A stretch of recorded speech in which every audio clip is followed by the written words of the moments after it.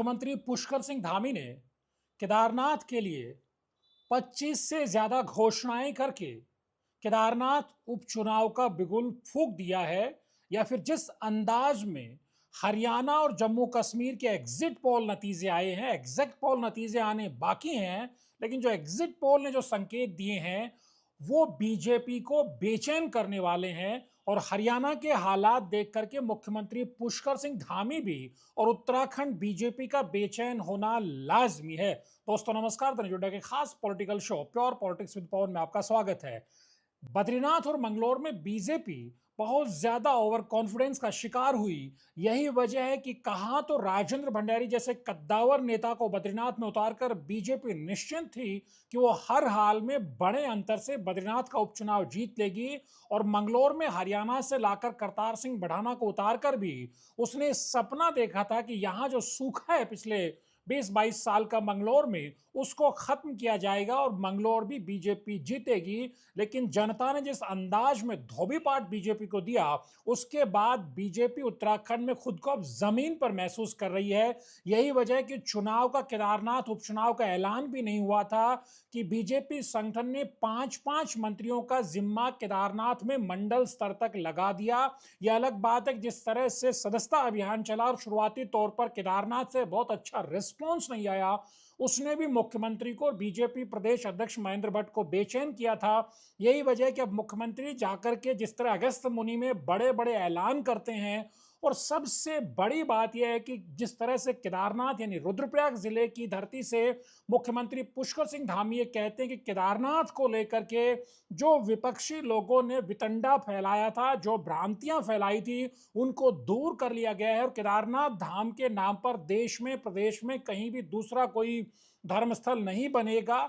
उसके अलावा उन्होंने जिस तरह से कहा कि केदार ब्रांड के जरिए जो केदारनाथ क्षेत्र की, अगस्त्यमुनि क्षेत्र की या रुद्रप्रयाग जिले की जो महिलाएं जिस तरह से स्वयं सहायता समूह चला रही, उनको और स्वावलंबी किया जाएगा। ये बताता है कि बीजेपी किस अंदाज में खुद को केदारनाथ में बेचैन महसूस कर रही है। क्योंकि जिस तरह से गणेश गोदियाल ने केदारनाथ क्षेत्र में मोर्चा संभाला हुआ है, वो बीजेपी के लिए चिंता का सबब बना हुआ है। क्योंकि बद्रीनाथ में भी गणेश गोदियाल ने फ्रंट फुट से लड़ाई को लड़ा था, उसके बाद पूरी कांग्रेस पार्टी उनके साथ जुटी थी, वहां नतीजे कांग्रेस के पक्ष में आए थे। यही वजह है कि बीजेपी हो चाहे कांग्रेस हो, केदारनाथ का उपचुनाव दोनों दलों के लिए, यानी सत्ताधारी दल के लिए भी और विपक्षी दल के लिए भी करो या मरो की स्थिति वाला है। अगर बीजेपी केदारनाथ को जीत लेगी तो वो सीधे तौर पर यह मैसेज देगी कि भले हरियाणा के नतीजे कुछ भी रह जाएं या बद्रीनाथ और मंगलोर में नतीजे जो भी रहे हों, लेकिन बीजेपी ने वापसी कर ली है। और बद्रीनाथ कांग्रेस की सीट थी, मंगलोर बीएसपी की सीट थी, लेकिन केदारनाथ उसकी अपनी सीट थी और वो सीट उसने बचा ली है। ये मैसेज देना चाहेंगे, सबसे बड़ा मैसेज मुख्यमंत्री पुष्कर सिंह धामी देना चाहेंगे। क्योंकि लगातार चारधाम यात्रा के शुरू होने के बाद से ही उनकी सरकार पर सवाल खड़े किए जा रहे हैं। जिस तरह से अव्यवस्थाएं फैली, अधिकारियों की लापरवाही सामने आई, और उसके बाद दिल्ली में केदारनाथ धाम मंदिर निर्माण का जो बखेड़ा खड़ा हुआ, उस सब ने मुख्यमंत्री पुष्कर सिंह धामी को भी कटघरे में खड़ा किया। इसलिए किसी भी कीमत पर धामी केदारनाथ का चुनाव जीतना चाहते हैं, किसी भी कीमत पर केदारनाथ का चुनाव नहीं हारना चाहते हैं।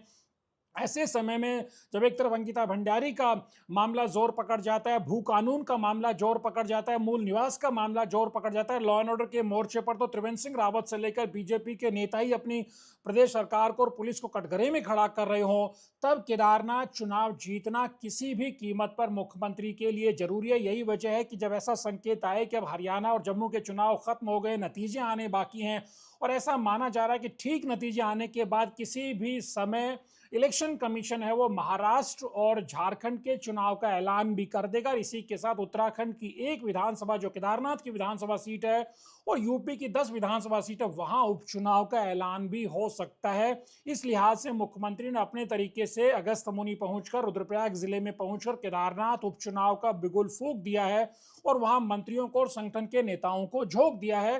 तो दूसरी तरफ गणेश गोदियाल मोर्चा लगातार पहाड़ पर संभाले हुए, अब देखना बेहद दिलचस्प होगा होगा कि क्या इस करो या मरो की लड़ाई में जब मुख्यमंत्री के ऊपर एक तरह से सियासी संकट की तलवार लटक रही है, केदारनाथ चुनाव जीतना उनकी कुर्सी को महफूज रखने के लिए बेहद जरूरी हो गया है, तब क्या जिन मंत्रियों की ड्यूटी लगाई है वो पूरे दमखम के साथ जो गलती बद्रीनाथ में हुई थी उसको केदारनाथ में नहीं दोहराएंगे। और सबसे बड़ी बात क्या है कि प्रत्याशियों को लेकर के बीजेपी में क्या होने वाला है, क्योंकि बड़ी खलबली बीजेपी के भीतर ही है। शला रानी रावत दिवंगत विधायक की बेटी ऐश्वर्या रावत को मौका दिया जाता है, या फिर आशा नोटियाल जो महिला मोर्चा अध्यक्ष उनको उतारा जाता है, या फिर जिस तरह से कर्नल कोटियाल से लेकर के दूसरे दिग्गज ताल ठोक रहे उनको मौका दिया जाता है। फिर उधर कांग्रेस में क्या मनोज रावत की ही बाजी पार लगेगी जिस अंदाज में लगातार गणेश गोदियाल उनकी पैरवी करते रहे, या फिर हरक सिंह रावत जैसे किसी कद्दावर चेहरे को वहां मौका दिया जा सकता है, इस पर नजर रहेगी। लेकिन मुख्यमंत्री ने जिस अंदाज में केदारनाथ पहुंच करके वहां विपक्षियों को जिस तरह से घेरने की कोशिश की है, ये साफ इशारा करता है कि अब आने वाले दिनों में प्रदेश की जो पूरी जो सियासत है वो केदारनाथ उपचुनाव के इर्द गिर्द ही रहने वाली है। और आने वाले कुछ ही दिनों में केदारनाथ उपचुनाव की तारीखों का ऐलान भी संभव है। देखना बेहद दिलचस्प होगा कि बद्रीनाथ और मंगलोर को कांग्रेस केदारनाथ में दोहराएगी, या फिर बीजेपी इस परसेप्शन को चेंज करने की कोशिश करेगी कि वो किसी भी कीमत पर अपने ग्राउंड में कांग्रेस को कामयाब नहीं होने देगी। धनु चड्ढा के वीडियोस को लाइक कीजिए, शेयर कीजिए, चैनल को सब्सक्राइब करना मत भूलिए। नमस्कार।